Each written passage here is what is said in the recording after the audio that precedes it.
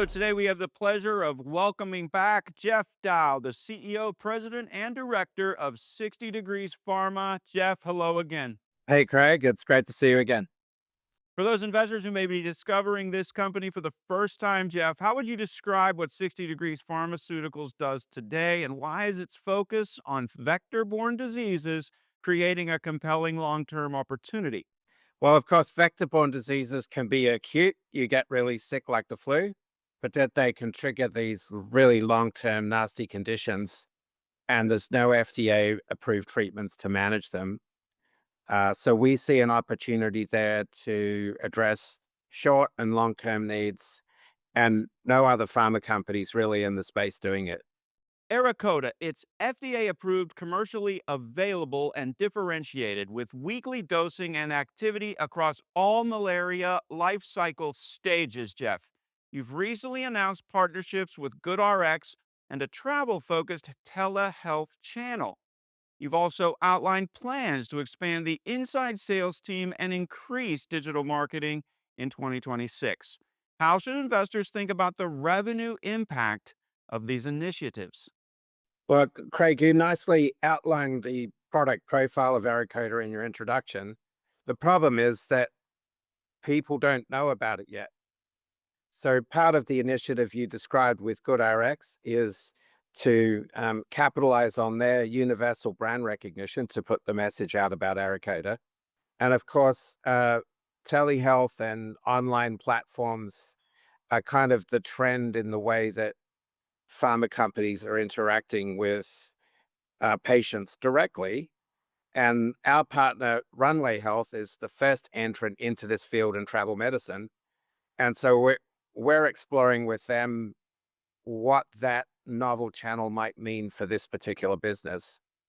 And then, of course, finally, from the 2025 pilot, we know that our reps can increase sales of or prescriptions of ARAKODA where there's good brand awareness. And so that's why we're increasing the headcount in 2026.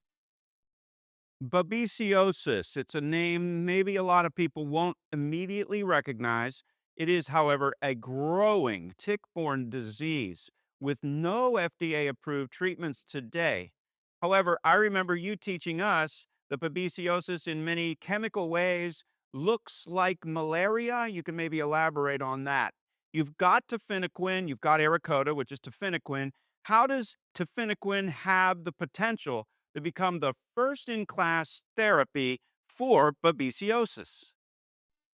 So, of course, babesiosis has an acute disease form, which is very like malaria. It causes the same sort of symptoms.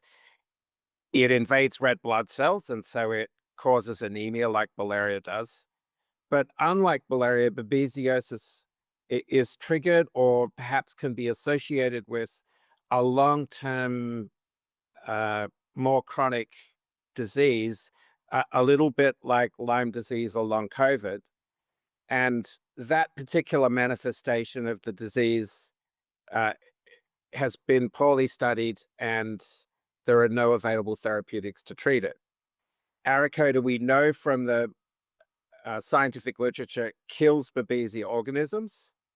We know from case studies that in relapsing disease, that it provides clinical benefit in a small case series. And we know that it's weekly dosed and well studied in terms of safety for up to 12 months. And so that unique combination of features would be ideal to treat a chronic form of babesiosis. And that's what we hope to be going after with the clinical trials that we're doing. Now, among tick-borne diseases, babesiosis may not be as infamous as Lyme disease, but it is big. Your management team has estimated that there are up to 380,000 addressable patients in the United States annually and up to $245 million in potential peak sales. How does that market, the babesiosis market, compare to your current malaria business? So 10 years from now at peak sales, we think it could be at least 3 or 4 times bigger than the malaria business. And I just reinforced that that set of numbers you quoted was our initial estimate, and it'll get refined over time as we get more information about the market and the willingness to pay and prescribe over time. Now, you're different from small biotechs in many ways, and one of them is the way you've emphasized capital efficiency, Jeff. You've leveraged an existing commercial infrastructure. You've got an FDA approved drug right now to support pipeline expansion, your imaginative attempt into babesiosis. Very impressive. Now, how does that strategy preserve shareholder value? So I guess the first thing is we're revenue generating. And so there's a timeline between now and when we get to commercial profitability with our existing indication. And of course, that's great for investors because now we don't have to dilute the shareholder base anymore to raise capital because we have to.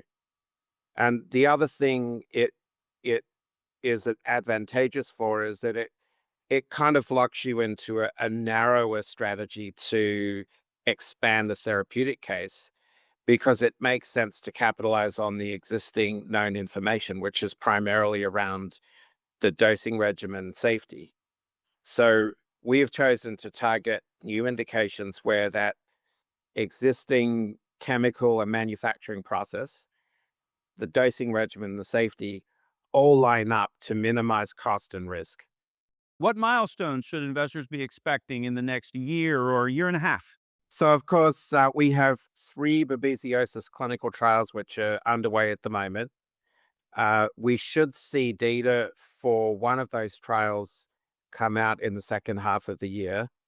And then that, together with the supporting data from the other trials, will enable us to craft a regulatory strategy moving forward. Of course, that could go in many different directions. So, we haven't been too public about what strategy we think makes sense. We hope to provide more information about that towards the end of the year. And then, of course, the other piece is we are revenue generating. We're doing some innovative things, like you mentioned, with Runway Health and GoodRx to try and expand sales for malaria. And those efforts should start to yield some data points and trends towards the end of the year, which we can communicate with investors. All right, Jeff, speak directly to our viewers here. Tell them, what is the essential value proposition? Why should anyone take an interest in 60 Degrees Pharma right now?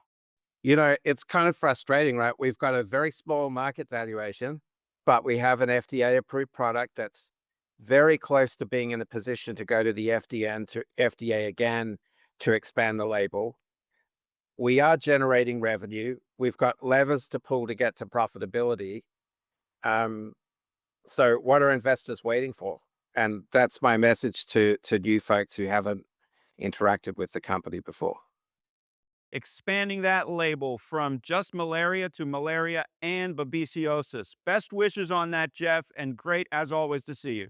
Awesome. Thanks for the encouragement and see you next time.